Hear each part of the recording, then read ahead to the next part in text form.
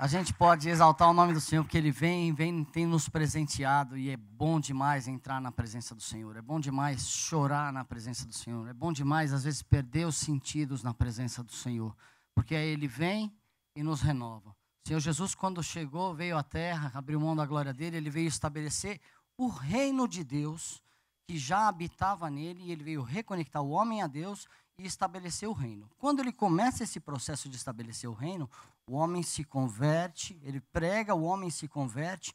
No batismo, o homem recebe o dom do Espírito Santo.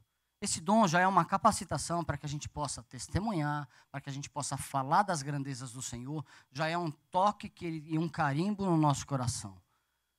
Depois Jesus anda com os discípulos, discipula, mostra do poder, faz de tudo com eles, ensina eles a pregar, ensina eles o caminho.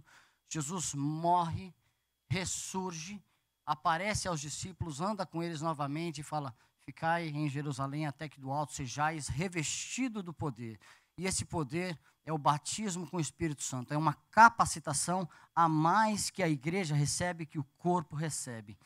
E essa capacitação nada mais é para que a gente coloque em prática quando a gente sair desse ambiente. Por quê?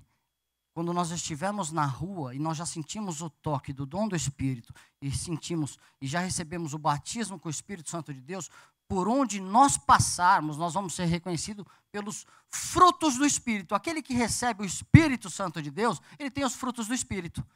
Não basta conhecer, não basta ler, mas quem recebeu o toque, quem recebeu a unção do Espírito Santo de Deus, ele passa a ter o fruto do Espírito. Então as circunstâncias não mudam mais a identidade daquela pessoa. Foi o que aconteceu com os discípulos. Depois que eles receberam o batismo com o Espírito Santo, o revestimento do Espírito Santo ali em Pentecostes, eles nunca mais foram os mesmos. Hoje a gente está vivendo aqui, 2000 e tantos anos depois, a obra que eles começaram lá atrás, porque eles não abriram mão, eles foram perseguidos até a morte e não abriram mão. Hoje a gente vê sinais, maravilhas, igrejas cheias, e o fogo queima, e é uma delícia a presença do Senhor. Só que esse fogo tem que ser seguido pelo fruto. O fogo tem que ser seguido pelo fruto, senão é só fogo, fogo, fogo. Que fogo é esse que queima no meu coração e eu caio dentro da igreja, falo em língua, desmaio, faço o que for, e chega ali fora eu trato mal o meu irmão, trato mal a minha esposa. Então, a palavra do Senhor, ela é poder, ela é ânimo, ela nos levanta, mas o principal que Jesus fez, ele corrigiu a rota dos discípulos. Aqueles nunca mais foram os mesmos. Hoje existe uma nação evangélica gigantesca. Vamos queimar, vamos queimar, vamos queimar. O Senhor quer realmente que a gente queime na presença dEle. E que a gente queime a ponto de ser transformado de dentro para fora, para que o Espírito Santo mostre os frutos dele. Por onde nós passarmos, a gente venha a ser reconhecido. Aí vai um homem de Deus. Aí vai uma mulher de Deus. Então, igreja, que a gente venha receber todas as fases, que a gente não venha perder uma parte do cordeiro. Porque o grande livramento que aconteceu lá na Páscoa, no Passover, falaram que Deus deu a ordem a Moisés para que o povo tinha que matar o cordeiro. E o cordeiro tinha que ser comido por inteiro. Então não adianta eu querer queimar, eu querer parte daquilo que Deus tem para a minha vida, mas a hora que Ele vem corrigir a rota, eu falo, poxa, esse evangelho não é muito aquilo que eu quero, não. Eu só quero o poder. Só quero o poder, né? Poder o Senhor vai nos dar, porque é uma característica dEle. Jesus, por onde passava, demonstrava o poder dEle. E quando Ele demonstrava, Ele atraía multidões. Só que na hora de trazer o ensino, Ele não trazia o ensino a multidões. Ele trazia ensino àqueles que tinham interesse em aprender e que se aproximavam e andavam próximo dele. Então nós, como igreja, se a gente quiser crescer na presença do Senhor, a gente vai precisar se aproximar dele e falar: Senhor, corrige minha rota, me ensina a ser mais parecido com o Senhor, para que eu possa ser um instrumento do seu poder. Eu quero ser um instrumento nas tuas mãos. Transforma a minha vida, transforma o meu caráter. A gente sabe que o problema do homem, que aconteceu no Éden, eu falo sempre, mas vale a pena falar, era um caráter. E o Senhor está corrigindo o nosso caráter, igreja, para que tenha uma igreja santa, uma igreja separada, uma igreja que tenha as mesmas atitudes que Jesus tinha por onde quer que passe. Então é isso que o Senhor tem para as nossas vidas. Uma palavra de ânimo, uma palavra de coragem, mas uma palavra que nos disciplina, que nos tira e nos distancia do erro. E aí ele vai continuar derramando sobre as nossas vidas. Unção, poder. Poder para quê? Para testemunhar, porque o reino não é nosso, o reino é dele, e o formato do reino de Deus já foi estabelecido. A palavra diz que o reino não é comida nem bebida, mas toda palavra que sai da boca de Deus. Então, é assim, está estabelecido. O reino está estabelecido. Jesus é o rei, Jesus é a cabeça, e nós somos o corpo. E ele nos tem feito andar unidos e ligados. Então, aquele que tem o fruto do Espírito, automaticamente, não quer andar sozinho. Ele quer andar em corpo, porque ele entendeu o chamado que Deus tem para a vida dele. Então, que o Senhor nos dê graça necessária, que os nossos corações venham estar abertos para a palavra que ele vai ministrar, que a gente venha crescer e entender esse chamado sobre as nossas vidas. Amém? Vamos orar? Obrigado, Pai, por essa manhã, obrigado pela tua palavra, obrigado pelo período de louvor onde nós pudemos abrir as nossas bocas, abrir os nossos corações, rasgar as nossas vestes e entrar na tua presença.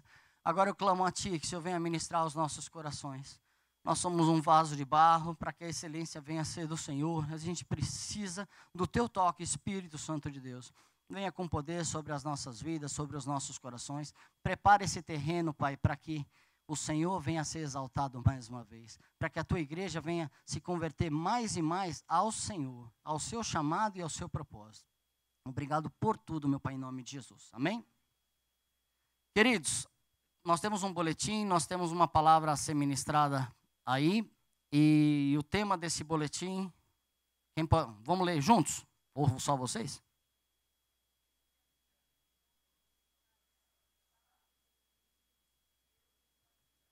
Muito bom, esse aí foi quase o tema. Esse é o versículo da base do tema, mas o tema é colhendo alívio e recebendo propósito. Eu escrevi aí na introdução: nesse mundo corrido e tecnológico, cada vez mais nos sentimos autossuficientes. Mesmo em momentos de angústia, cansaço e opressão, tentamos resolver os nossos problemas sozinhos. Isso leva muitas pessoas à morte espiritual e muitas vezes também à morte física. Nos distancia do propósito, nos faz racionais a ponto de perder a fé. Nosso versículo base está Jesus dizendo a Mateus: vinde a mim, todos que estáis cansados e oprimidos, e eu vos aliviarei. Andando no dia a dia, vivendo, conversando com pessoas, e na minha própria vida, eu vejo a quantidade de luta, a quantidade de opressão, a quantidade de situação que tenta me esmagar, que tenta me tirar completamente do foco das coisas de Deus. E eu vejo isso acontecendo na igreja. Vejo isso demais. E eu escrevi que com a tecnologia, nós realmente somos autossuficientes. Então, se eu tenho um tipo de luta, eu vou lá no Google. Eu estou com determinada enfermidade, eu vou procurar saber o que é. Ou, estou com tal dificuldade, vou no Google. O Dr. Google tem nos ajudado em muitas coisas e tem nos atrapalhado em muitas coisas. Porque hoje nós somos uma nação de pessoas individualistas. Isso é completamente contrário àquilo que o Senhor nos estabeleceu. Nós somos o corpo de Cristo. Então, nós temos aqui andar unido e ligado, nós temos aqui estar completamente conectados a ponto de que um venha ajudar o outro. Que toda semente de individualismo venha cair das nossas vidas. Isso nos leva a uma morte. Existem hoje, já ouvi algumas pregações, eu também ouço outras pregações de YouTube, e a igreja virtual, a igreja que não se reúne. Nossa, é interessante o alcance da internet e, ao mesmo tempo, é preocupante como as pessoas estão com a informação e não tem como colocar em prática. E muitas vezes as pessoas não conseguem colocar em prática essa informação e esse conhecimento nem dentro da sua própria família. E quando o familiar chega, bom, história de telefone é fera, né? O familiar chega e fala: não, estou ouvindo uma mensagem. Então parece, como é algo espiritual, tem uma base bíblica para a pessoa se isolar. A gente tem que tomar cuidado com isso. E com isso, muitas pessoas estão morrendo.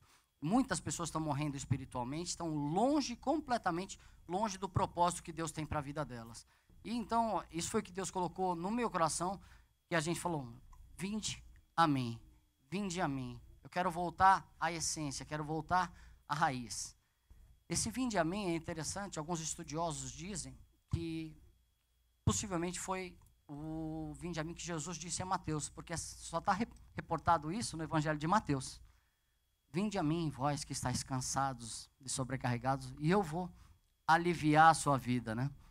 Então, vinde a mim, aquele que tem tudo, que é um cobrador de impostos, que de repente não tinha nenhuma dificuldade financeira, e eu vou pegar e vou te dar um propósito maior para a sua vida, e tudo vai ser transformado na sua vida. Então, quantos hoje passam por algum tipo de luta que dá vontade de desanimar ou desanima? Não precisa levantar a mão, não, mas eu vou falar de mim. Diversas vezes a gente passa por lutas. Como imigrantes aqui, a gente passa por luta. Daí a gente lembra quando a gente estava no Brasil, a dificuldade estava passando lá, daí fala, não, é melhor estar aqui. Melhor estar aqui, né? Porque lá a coisa estava muito difícil. Aqui, às vezes, a gente é humilhado, às vezes aqui nós somos discriminados. E quando a gente passa por qualquer tipo de luta e aflição, a nossa tendência é se isolar. É completamente contrário ao que a palavra nos diz. Então, quem está passando por luta, se isola. E quando a gente vem a Jesus, a gente não tem que se isolar. Quando a gente está passando por luta, só quem tem que fazer? Abrir a boca. Essa semana eu pude ligar para o pastor Marciano, como nós somos companheiros, e quando eu passo por luta, eu ligo para ele, a gente ora e chora, e vice-versa. A gente liga, ora e chora com frequência, porque... vou ser sincero, eu estou aqui na igreja há quase 20 anos, a igreja passou por muitas transformações, mas eu nunca tive uma proximidade assim, a nível ministerial, com outro casal, e tem sido interessante, e tem sido saudável. Confesso que é estranho no começo, depois a gente fica sem máscaras e a gente vai continuando caminhando, e a gente tem essa oportunidade, nada de se isolar, e sempre de colocar a vida uns dos outros juntinhos, amém? Vamos ler, Mateus 11, 28 a 30. Vinde a mim, todos que estáis cansados, oprimidos, eu vos aliviarei. Tomai sobre vós meu jugo, aprendei de mim, que sou manso e humilde de coração, e achareis descansos para a vossa alma. Porque o meu jugo é suave e meu fardo é leve. Ele quer nos levar para esse lugar, ele quer nos levar para essa essência, de estar andando junto com ele, de estar no mesmo jugo que Jesus. Daqui a pouco a gente vai estar falando uma característica do jugo. Mas quando eu ouço essa palavra, eu comecei a analisar a minha vida, de todos os fracassos que eu tive, só depois que eu casei. E não foram poucos, foram muitos fracassos. Nós somos seres espirituais e a gente vive nessa caixa aqui, física, e a gente tem que trabalhar, a gente tem que viver, ser marido, ser filho, ser pai. E às vezes a gente toma decisões completamente independentes e a gente sofre a consequência dessa decisão. E quando eu fui analisar os meus fracassos, o interessante, eu percebi que todos eles foi quando eu decidi sozinho. Nenhum deles eu busquei conselho. A maioria das vezes eu comprei um carro. Uau, que carrão! Fantástico. $700 a prestação, mais 300 do seguro, por quê? Mas é um carrão, né? É uma caminhonetona.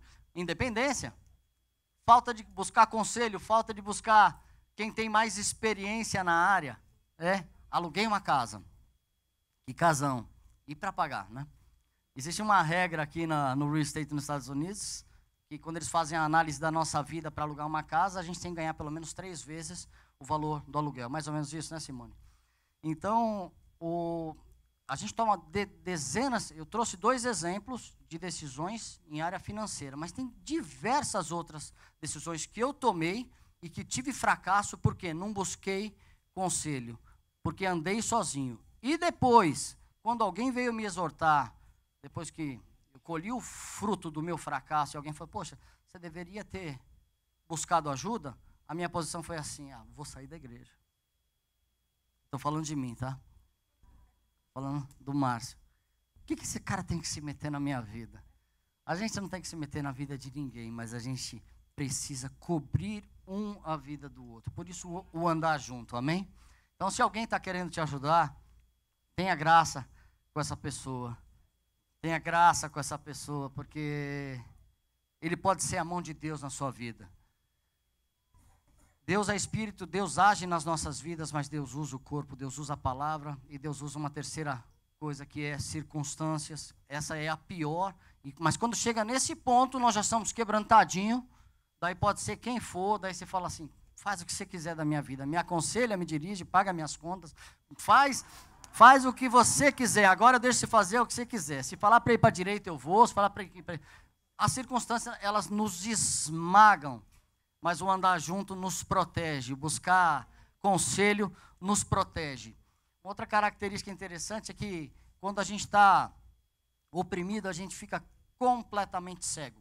Recentemente, conversando com um amigo, um irmão querido, e que estava passando por uma circunstância interessante, de complicado, e essa circunstância nos leva a desistir muitas vezes. E essa pessoa falou para mim, eu quero parar. E nós oramos, conversamos e falamos, poxa, é motivo para parar, né? Quanto disso representa na tua vida em relação ao propósito que Deus tem para a sua vida? Quantas vezes eu quis anular o propósito de Deus na minha vida por causa de uma circunstância desse tamanho? Lembram, recentemente nós pregamos aqui sobre Abacuque, que ele tinha que subir a torre de vigia. Quando a nossa luta está diante de nós, a gente fica cego a ponto de só enxergar a nossa luta. Ela vira um gigante de 10 metros de altura. Daí quando se nós não subirmos a torre de vigia, a gente não vai ver o que vai estar acontecendo depois que passar essa luta. E lutas assim, esse que eu estou dando um testemunho, durou 2 semanas. Em 2 semanas o Senhor mudou a história, mudou a circunstância, e a pessoa falou, caramba, se eu tivesse desistido, eu ia desistir por causa desse tamanho. Então que a gente não venha desistir do plano de Deus para a nossa vida, por causa de circunstância. Deus usa todo mundo na situação em que tiver. A gente vai estar doente, pode orar por cura pela vida do outro. Está enfermo, o que for, está com dificuldade financeira, vai orar pelo outro e o outro vai ser abençoado. Não importa, Deus quer usar as nossas vidas, porque essa é a nossa nova identidade. Lembra o que aconteceu na vida dos apóstolos quando ficaram em Jerusalém? Eles receberam poder, eles nunca desistiram. Essa unção foi tão forte que eles nunca desistiram. Por que nós, igreja, muitas vezes desistimos? Porque essa igreja que a gente vê, as igrejas estão pegando fogo hoje pela face da terra. Eu acho lindo. Mas por que desiste a hora que tem uma dificuldade? Eu ando paralelo, eu ando com a minha esposa, eu ando com meus irmãos de ministério, estou queimando. Daí a hora que o meu irmão pisa no meu calo, eu falo, acho que esse não é meu ministério. Meu Deus do céu, está na hora do Senhor. O Senhor vem aqui, derrama e queima mesmo nossos corações. Derrete todo mundo aqui, ó, para que todo mundo venha se fundir e não mais ser fragilizado e colocar as nossas visões humanas na circunstância. Queima mesmo. Tem que queimar todo o fogo de palha, e para que a gente tenha posição em Cristo firme, que a gente venha a ser aquelas pessoas firmes no Senhor. Na hora que está fazendo negócio, eu sou homem de Deus, né? Não sou cheio do Espírito Santo aqui, e na hora de fazer negócio eu quero dar uma esmagada no meu irmão. É cheio de que espírito? Outro dia eu falei aqui, eu não vou falar de novo. Então, gente, é sério demais o reino de Deus, e ao mesmo tempo é simples. É um posicionamento. Essa palavra não é palavra dura não, viu, queridos? É com amor. É uma palavra que o Senhor está colocando, é uma palavra de consolo.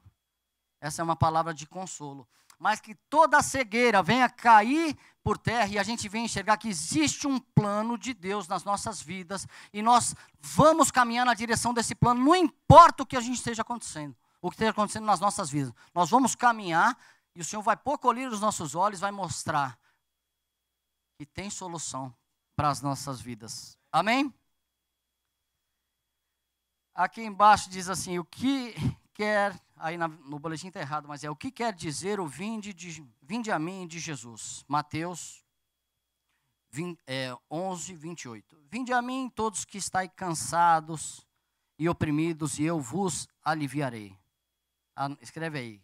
Quando aceitamos esse chamado, significa o reconhecimento de nossas fraquezas, de nossas lutas, de nossas dificuldades. Porque ele foi específico. Ele falou, vinde a mim aqueles que estão cansados. Vinde a mim aqueles que estão sobrecarregados. Vinde a mim aqueles que estão com lutas. Jesus veio para salvar todos, mas só aqueles que reconhecerem que precisa dele. Porque aqueles que talvez falaram assim, eu não preciso de nada, não seguiram a Jesus. Mas aqueles que falaram assim, eu estou sobrecarregado, eu preciso receber alívio do Senhor. Aqueles se prostraram e passaram a seguir Jesus. Então, aquele que fala assim, para mim está tudo bem, eu não preciso de nada, não, simplesmente não seguiu a Jesus. Ponto 2 diz, o que pode nos impedir de ouvir o vinde? Essa é a chave. Marquinhos, Sandrinha, bem-vindos. Essa é a chave que a gente precisa entender para as nossas vidas, para que a gente se prostre diante dele. Quando nos sentimos autossuficientes, achamos que não precisamos de Jesus e nem de ninguém. Mal sabemos que somos pobres, cegos e que estamos nus. Uma definição, segundo o dicionário, do autossuficiente: que se basta a si próprio. É um sujeito independente. Característica do pecado inicial, a independência. A serpente fala, não é assim que Deus disse? Não comerei de toda a árvore, e se dessa comer, né, vai morrer. Mas você não vai morrer, você vai ser como Deus. E o homem, ou seja, a mulher, ela se interessou e comeu. Raiz de independência. Eles tinham um relacionamento com Deus muito próximos, todos os dias. E eles não foram questionar Deus. Deus, esse bicho fala? Né? Adão tinha dado nome aos bichos, né? Falei, poxa, esse bicho nunca falou, hoje ele está falando. Né? Então, independência, pecado original. O que o Senhor quer? Que toda a raiz de independência caia das nossas vidas, que a gente reconheça que tem fraquezas. Porque aí ele vai estar aceitando, ele vai estar nos aceitando, ele nos convida, e a gente que tem que se posicionar para ir na presença dele. Provérbios 28, 26 diz assim, o que confia no seu próprio coração é insensato, mas o que anda sabiamente será livre.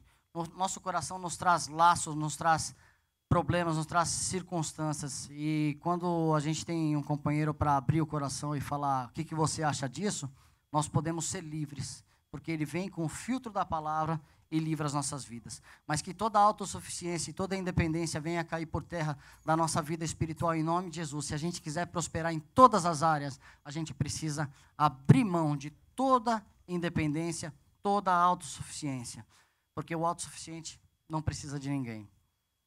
A gente ouve falar que a igreja parece um hospital, né? E no hospital existem muitos pacientes que estão sendo tratados. Vou confessar que para eu ir ao médico, a coisa tem que estar muito ruim mesmo.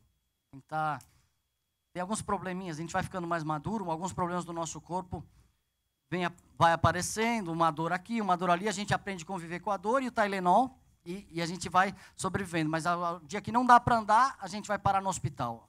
A igreja é um hospital onde tem pessoas que vêm receber cura. Daí o médico pega a prescription, dá a prescription, toma isso, vai por esse caminho. E muitos pacientes tomam a prescription, tomam o remédio, tomam o que foi prescrito pelo médico. Outros simplesmente não tomam.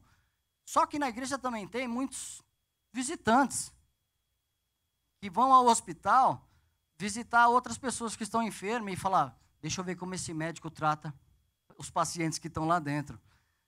E o Senhor não quer, a igreja é o corpo de Cristo, nós somos igreja, Ele não quer visitante. Ele quer aqui que todos nós venhamos ser pacientes, que todos estejamos aqui querendo receber aquilo que Ele tem para as nossas vidas. Aqui não é lugar de visitante, é também, don't get me wrong, é lugar de visitante, mas o que Ele quer? Ele quer transformar esses visitantes em pacientes, em pessoas que venham receber esse medicamento sobre a vida deles, né? Então, que a gente venha ser esses pacientes que submetem à vontade do Senhor, mas que não venham à igreja somente para ver como é que estão tratando o meu ente querido. Recentemente a gente foi visitar o Hernan, né? Para não falar o seu Hernan, vai que ele ouve o culto dele, fica bravo. Um paciente que por mais que estava numa situação delicada, ele queria se livrar de qualquer forma de todos os aparelhos que estavam conectados nele, né? Ele falou, eu quero sair daqui, quero sair daqui. Mas que nós venhamos ser esses pacientes que submetem à vontade do Senhor, que andam de acordo com a vontade dEle, para que quando nós saímos daqui, a gente venha ser um povo curado aí na face da terra. Como que nós vamos ser reconhecidos? O Evangelho tem uma bandeira. Qual que é a bandeira? A bandeira é o amor. Eu sou reconhecido como uma pessoa que ama, que fala do amor de Cristo, ou eu sou reconhecido por aquilo que eu tenho, que eu faço, né? Qual que é teu nome? É doutor tal? Não, meu nome não é doutor tal, meu nome é tal, né? É só... Então, como que eu sou reconhecido aí fora? Um discípulo de Jesus, uma pessoa que fala do amor dele, ou uma pessoa que trata mal as pessoas e tem um conhecimento bíblico absurdo e vasto? A gente precisa conhecer, mas a gente precisa ser. Como eu posso receber esse alívio? Mateus 11, 29, a parte A. Tomai sobre mim o meu jugo. Né? Lei direito. Tomai sobre vós o meu jugo. E aprendei de mim que sou manso e humilde de coração, e acharei descanso para vossas almas. Tem uma foto do jugo, eu pedi para os meninos colocarem. Tem aí? Quem conhece essa peça aí? Agora o Jacques já veio com o apelido do jugo, lá na terra dele é canga. Jugo, canga. Tem mais uma foto aí, Davi. Olha só. Tá, pode ir, vou deixar a tradução da canga também, né? Mas é o jugo. Tomai sobre vós o meu jugo, porque meu jugo é leve e o meu fardo é suave. Quando Jesus fala para nós, para que a gente venha tomar meu jugo, caiu alguma coisa aí?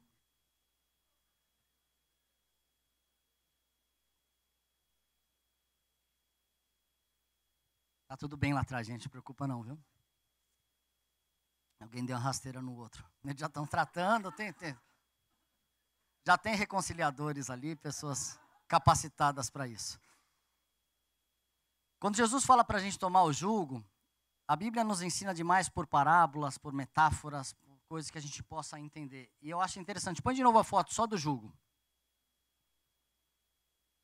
Imagina eu tomando o jugo de Jesus. O jugo ele era usado para colocar dois bois juntos para puxar o arado. Porque às vezes um boi ia para um lado, o outro boi ia para o outro. Eu lembro quando o pastor Júnior chegou aqui há muitos anos atrás, bem mais de 10, 12, 15, não sei. Ele pediu para as mulheres aqui da igreja, mulheres, não sou o apóstolo Paulo, mas por favor se calem. Daí elas, por que, pastor? Para que seus maridos cresçam. Para que seus maridos cresçam. Se vocês continuarem falando, seus maridos não vão crescer. E sabe o que aconteceu? Funcionou, glória a Deus. Viu? Os homens começaram a falar. Inclusive eu. Por mais que eu seja tímido, a gente começou. Olha só, o jugo pode representar um vínculo de submissão e obediência.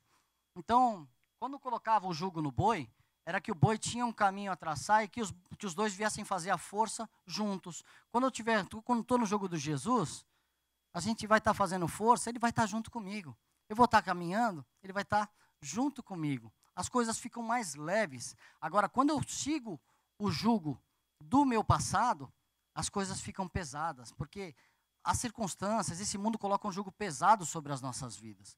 Todo mundo aqui trabalha, todo mundo sabe das responsabilidades e como o mundo nos trata aí fora. E se eu colocar os olhos só no meu dia a dia, eu perco a visão do propósito eterno que Deus tem para a minha vida. Amém? Vamos andar?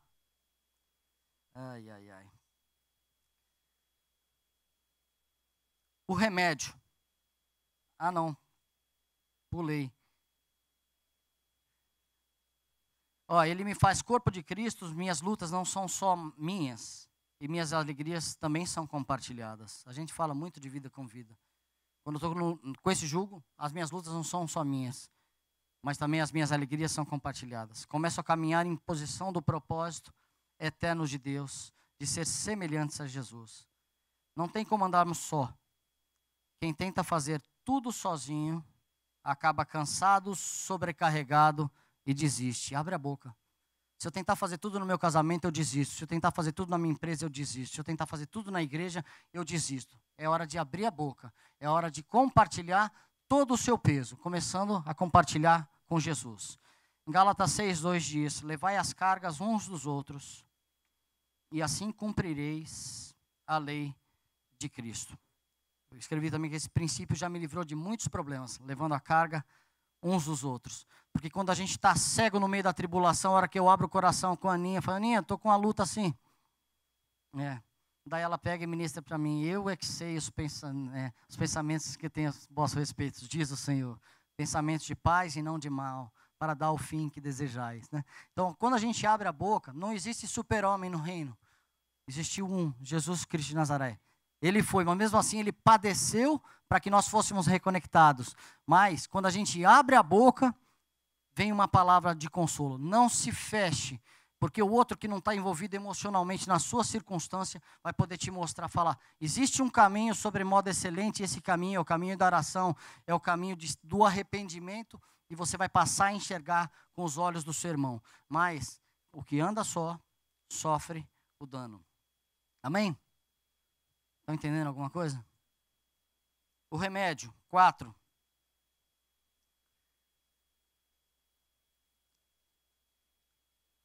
Aprendei de mim, que sou manso e humilde de coração, e acharei descanso para vossas almas. Até antes do remédio, quero chamar o Juliano aqui. O Juliano é um rapaz que chegou na igreja há alguns anos atrás. 6 anos? 5 anos? 4 anos, quase. Existe outra característica do pastor, sempre tem um fermento, né? Há 4 anos. E assim que chegou, na época de Aleluia, tivemos aqui ele foi fantasiado de relógio, o tic-tac. Então, muitos conhecem o Juliano como tic-tac. E eu lembrei, quando eu estava fazendo estudo sobre o jugo, lembrei do Juliano. E às vezes a gente fala de jugo desigual e as pessoas falam, que chatice. Mas vamos pegar na parte literal, pegando a foto daquele jugo. Imagina, eu vou melhorar o exemplo. Carlinhos, chega aí, por favor.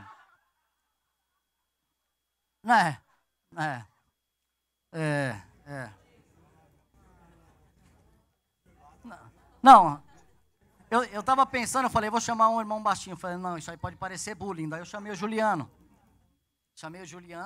Para ficar melhor. Você imagina eu e o Juliano carregando um jugo. Ia ser difícil. Vem cá, Carlinhos, vai ficar melhor. Eu colocar um jugo no Juliano e no Carlinho. Os dois vão se machucar. O jugo desigual traz ferida para todo mundo, porque um vai querer puxar para um lado, o outro vai querer puxar para o outro. Se o Juliano quiser andar para a esquerda, vai enforcar o Carlinhos. Se o Carlinhos fizer força, vai machucar as costas do Juliano. Então, quando a gente vê uma foto, isso traz mais claro para a nossa mente o que é o jugo desigual. Pessoas que pensam completamente diferente do que a palavra nos ensina. Não tem como ter unidade. Não estou falando para a gente afastar e empurrar as pessoas, mas existem tipos de negócio, de aliança, que não se faz com quem tem jugo desigual, porque os dois vão se machucar. Amém? Então, obrigado. Aplausos para os dois modelos.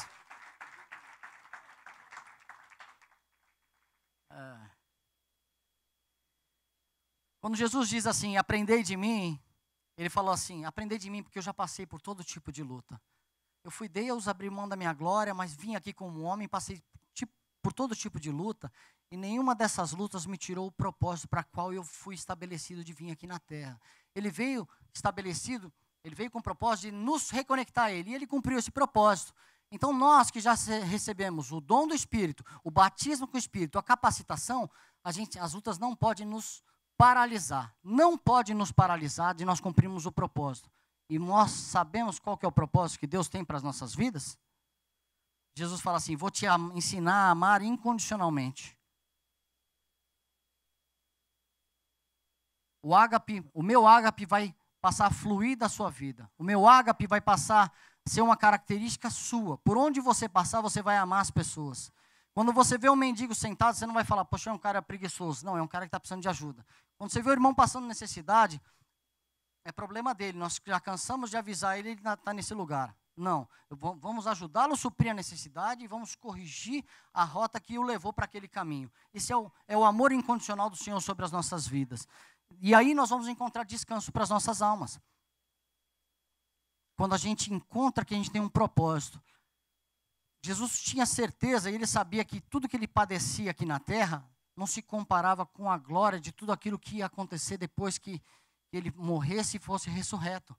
Olha só, tem 150 pessoas sentadas aqui e quantos milhões de pessoas e milhares que já se reconectaram ao Senhor. Cabe a nós que estamos escrevendo Atos 29, continuar fazendo essa obra. E para isso, a gente vai ter que amar os nossos irmãos.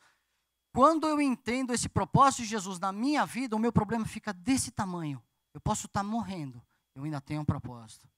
Eu ainda tenho um propósito. Quantas pessoas em leito, a gente vê vídeos, pessoas no leito de hospital, no leito de morte, mas ele tinha aquilo tão forte dentro do coração dele, do propósito de Deus para a vida dele, que as pessoas que vão visitá-lo saem de lá ministrado, porque ele fala, ele tinha um propósito. Tem uma luz, tem uma chama que queima dentro dele, que essa chama venha voltar a queimar dentro dos nossos corações. Amém? Vou remover todo o peso da falta de perdão. Porque quando você quiser fugir do tratamento, você vai estar grudado no meu pescoço. Vai estar conectado comigo completamente. Vou tomar conta das suas emoções. Não serão mais baseadas em conceitos humanos desse mundo, separados de Deus. Amém? Jesus fala, vou te ensinar a buscar na fonte correta, a subir na torre de vigia. Quando aprendemos de Jesus, guardamos a sua palavra e os seus mandamentos. João 14, 15 e 21. Se vocês me amam, obedecerão os meus mandamentos. Qual que é o principal mandamento de Jesus?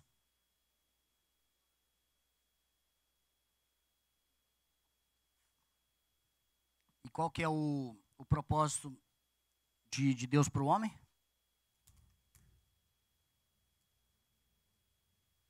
E qual que foi a última direção que ele deu antes de morrer? Então, essas coisas ficam automaticamente nos nossos corações uma vez que a gente passa a amar o Senhor. Então, não importa o que você esteja passando, Cid.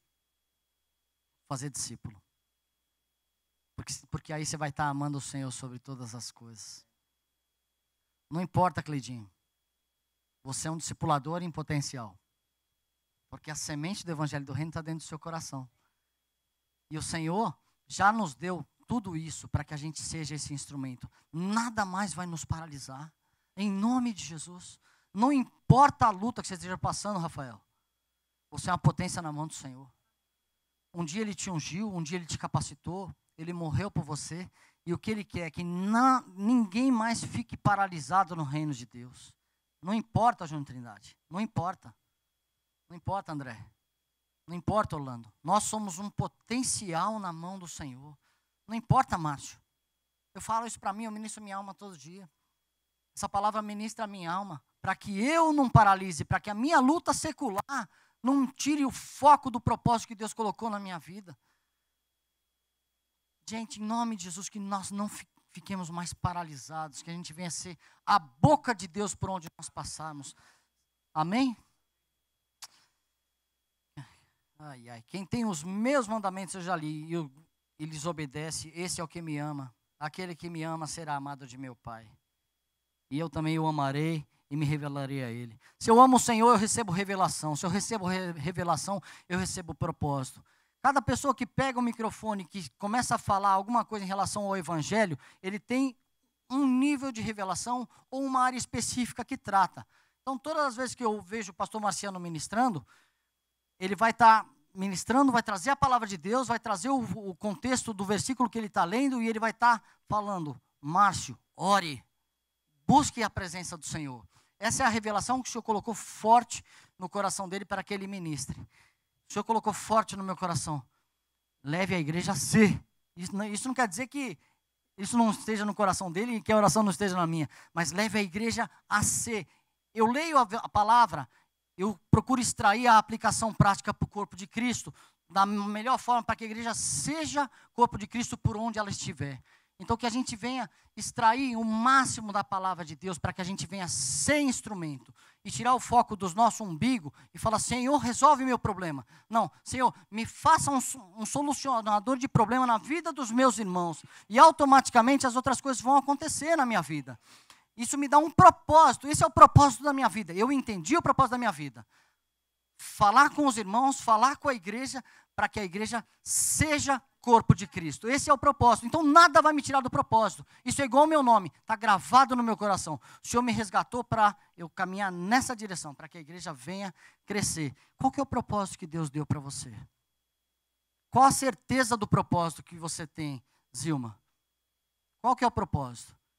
A gente precisa conseguir sair da atmosfera da igreja e da nossa necessidade e entender, falar, Senhor, em nome de Jesus, revela para mim como eu posso ser esse instrumento do Senhor, através do louvor, Poliana, ministrar as vidas para que venha a ser tocado, né, pastor Marcelo? Cada um de nós tem um propósito específico no Senhor. E uma pessoa, quando está atribulada, ela não consegue enxergar ao propósito de Deus para a vida dele. Amém? Uma outra característica que eu vejo na igreja hoje, imagina um time de futebol, comparação barata, e não quero falar do jogo de ontem, né? Não quero falar, né? Eu sou corintiano e ontem os São Paulinos ganharam um pouquinho. E de vez em quando a gente tem que abrir mão, isso aí é uma característica, Jesus abriu mão, né? Então, a seleção abriu mão. Imagina um time de futebol, nós vamos pegar e colocar aqui camisa em todo mundo.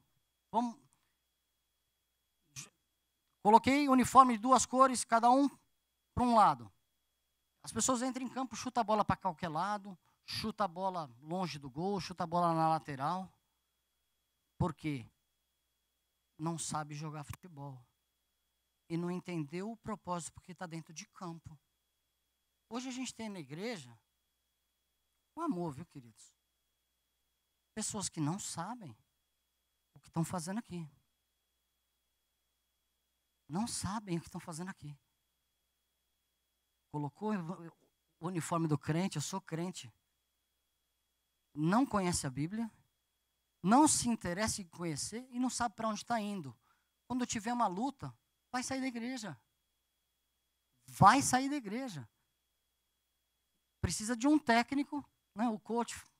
Primeiro que ninguém vai entrar no campo de futebol se não tiver ideia do que está fazendo, né? Mas na igreja entra. E tudo bem, mas o Senhor falou para a gente fazer discípulo. Então a gente está aqui para andarmos juntos e fazendo discípulo, dando direção. Não é da forma do mundo.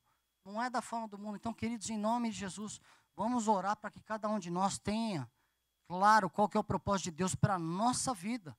Porque isso jamais vai sair de dentro dos nossos corações quando a gente entender. E nenhuma circunstância vai nos tirar do foco. Porque as pessoas não sabem para onde estão indo. Na nossa igreja a gente tem um tema do ano, a gente tem visão e a gente tem missão. Nossa missão é fazer discípulos, nossa visão é que cada casa se torne uma igreja e cada discípulo se torne um sacerdote. Mas eu tenho capacidade de reproduzir tudo isso que eu falei sem pensar. E as pessoas acabam reproduzindo. Então, vamos entender isso, igreja, em nome de Jesus. Vocês estão entendendo? Ficou confuso? A história do futebol? Pior ainda do Corinthians. Mas a gente precisa entender em nome de Jesus. Senhor, nos dá revelação do propósito específico que o Senhor tem para as nossas vidas, dentro da nossa casa, dentro do nosso trabalho, em nome de Jesus. Amém?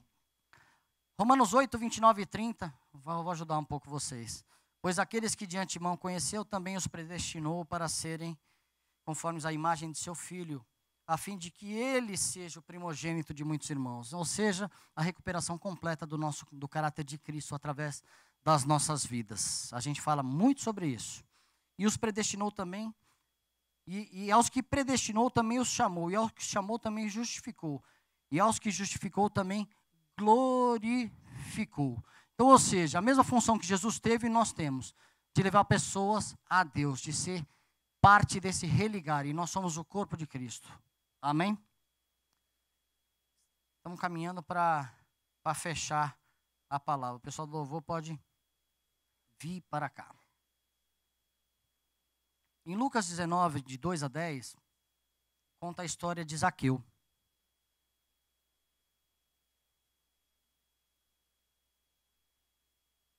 Zaqueu era um publicano, um cobrador de impostos, como Jesus. Não creio que tinha falta nenhuma na vida dele.